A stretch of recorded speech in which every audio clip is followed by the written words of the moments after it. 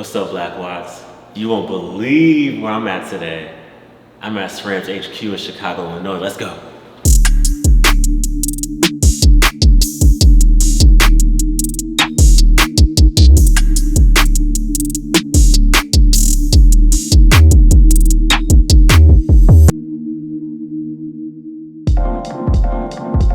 Chad, hey. Hey, Ed. How you doing? Great to see you. Yeah, same. What's up, people? We are here at SRAM in Chicago, Illinois. This is super exciting. We have our good friend, Ed Nasjleti here. He's gonna take us through a tour. He's gonna give us the history and the backstory of SRAM. Thank you, Ed. Thank you, Chad. SRAM's a really amazing company. Started in 1987 by Stan Day and his brother FK. These guys had an idea of taking a technology that they knew about because of where Stan had worked, where they could take a single piece of plastic, mold it, and then attach it to another piece of plastic using hypersonic welding, and it would be as if it was one piece. First product they ever made was not twist shifters.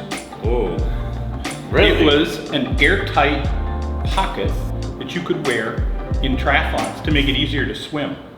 It was banned 2 weeks after they came out with the product. So not even a bike product? Not even a bike product. They were all in for like swimming and triathlon. Right. Interesting. And they looked at the triathlon market as a way to get in to the sporting goods industry. Okay. Eenie Boy, out. So they started looking at other ways they could use the plastic-to-plastic welding technology. So that's how SRAM started. And it was started due west of here on Carroll Street. Outside in front, we're on Fulton Market, but the street that is the next street north, parallel to us, is Carroll Street. And down at Damon and Carroll, these guys had a factory set up. It was cold, it was a beat up old building, and they started the company there. Interesting.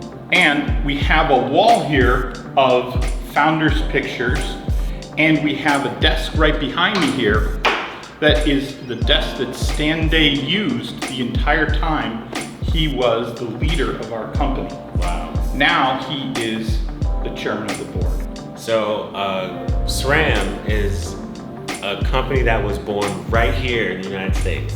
Right here on the west side of Chicago. Wow. Yeah. That's awesome. Cool, and this is the desk. This is the desk. We can touch it. Absolutely. Wow. This desk is the desk that Stan used the entire time that he led the company here in Chicago. Now he's the chairman of the board. Wow. So he's now the chairman of the board. Does he come into the office a lot, or? Absolutely. Awesome. Stan is very active with the company still. Cool. and involved, and I would say an integral part of how we move forward. Cool. But the head of our company is now Ken Lausberg. Ken has been doing a great job, and he's made it possible for us to really move forward, especially over the pandemic. Yeah, a lot of innovation has happened since the pandemic with SRAM, with some new products. We certainly have seen some new products that have come out during the pandemic. Drivetrain with our new Explore product, suspension with our new Model Year 23 RockShox suspension product. Acquisitions, we acquired both Hammerhead and Velocio, a head unit and clothing. So there are things really moving forward with the company. Cool. Awesome. Thank you for showing us this desk and the history that is on this wall. Let's take a look at some of the pictures. Some of these are very funny. Our founder, Stan Day, on a bicycle equipped with a shifter where you didn't have to take your hands away to shift on the down tube. You could shift while still controlling at the handlebar. FK, his brother, working on building product in Taiwan. If you notice, he's not really well dressed. It's because he's in a factory that's over 100 degrees with 100% humidity. Sheesh. Jeff Leshoup, famous imaginary bike racer. Jeff Shoup was the head of all production. Here's a picture of Stan doing some really hard work setting up beers. And then we have pictures from different events and older advertisements. In 1988, at the Olympics in Korea, Bob Miansky placed 4th with a product that was less than a year old. Wow. Yeah, so a great history of the company right here on the wall. And people that we remember and people that are no longer with us are up here as well. So Ed, can you talk, like, where are we right now in the HQ office? This is the World Bicycle Relief area, and this is where they work on the fundraising and also on the equipment itself. Okay. Whoa, what's this? I see Buffalo. What's the relationship between Buffalo and SRAM?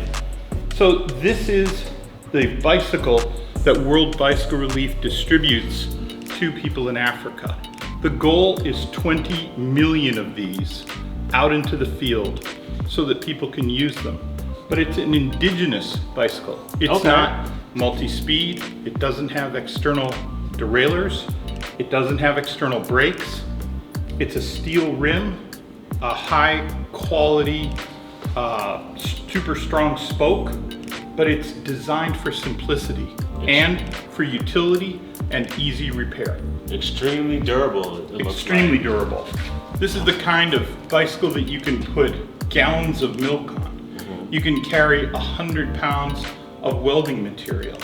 This is designed to make it so people can go to market, so they can get around, so they can change their lives by not having to fight the sun and deal with time. Wow, that's awesome.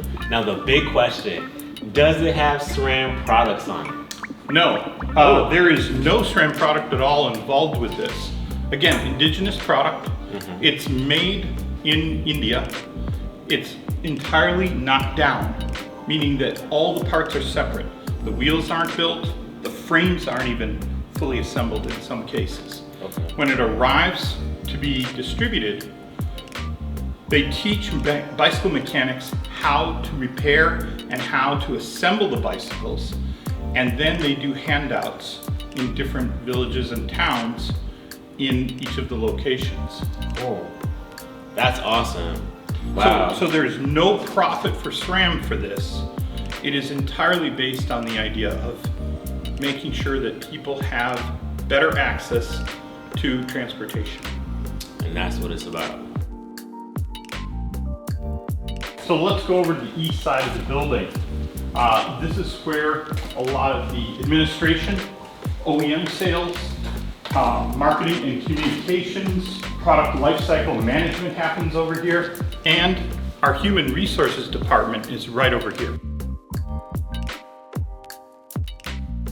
All right, so we found a checkpoint, and Ed, I have to tell you, we're getting ready to get into gravel.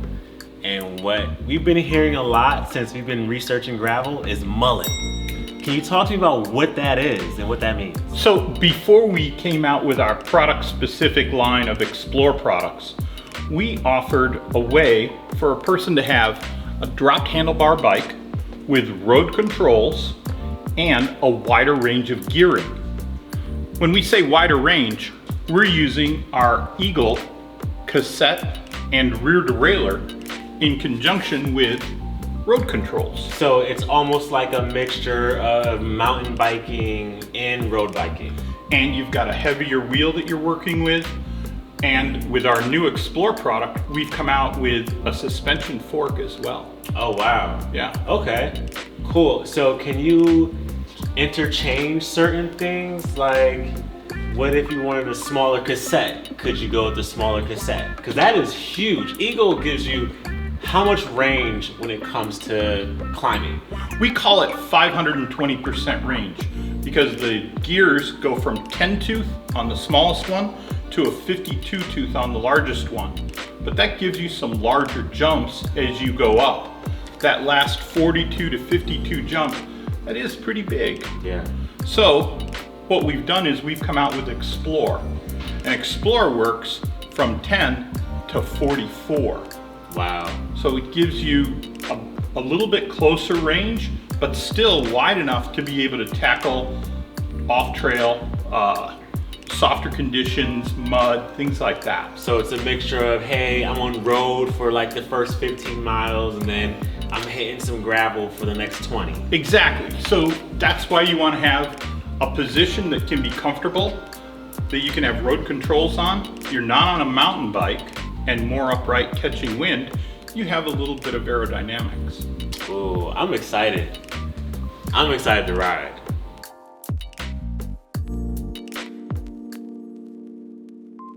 So Ed, I'm seeing a lot of things happening on this wall. Looks like some history. What's going on here? It absolutely is history. This is a record of product that SRAM worked on and brought to market. Okay. Everything here was sold at one time. And we're really proud of where we came from. And a lot of these things were pretty important. Starting with twist shifters, some of the added product that we used to enhance how a twist shifter worked. Internal gear hubs.